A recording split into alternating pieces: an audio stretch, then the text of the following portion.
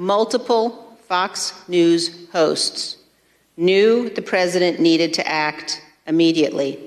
They texted Mr. Meadows, and he has turned over those texts. Mark, the president needs to tell people in the Capitol to go home.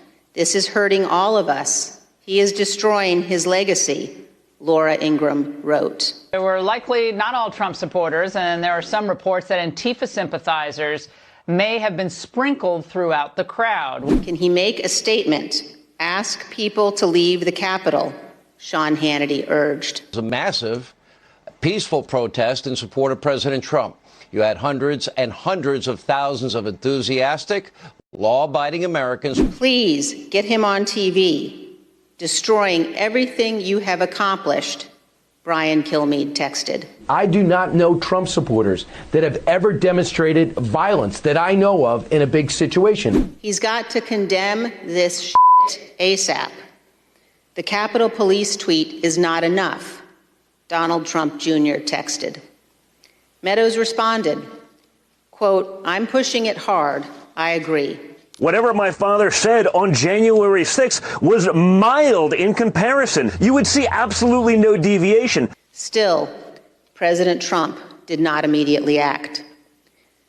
Donald Trump Jr. texted again and again, urging action by the president.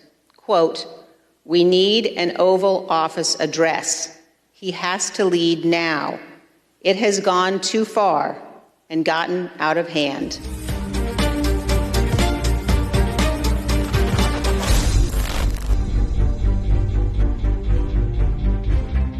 Members of Congress, the press, and others wrote to Mark Meadows as the attack was underway. One text Mr. Meadows received said, quote, we are under siege here at the Capitol.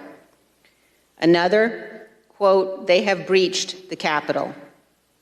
In a third, Mark, protesters are literally storming the Capitol, breaking windows on doors, rushing in. Is Trump going to say something? A fourth, there's an armed standoff at the House chamber door. And another from someone inside the Capitol. We are all helpless. Dozens of texts, including from Trump administration officials, urged immediate action by the president. Quote, POTUS has to come out firmly and tell the protesters to dissipate. Someone is going to get killed. In another, Mark, he needs to stop this now.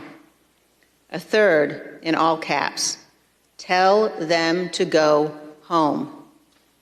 A fourth, and I quote, POTUS needs to calm this shit down.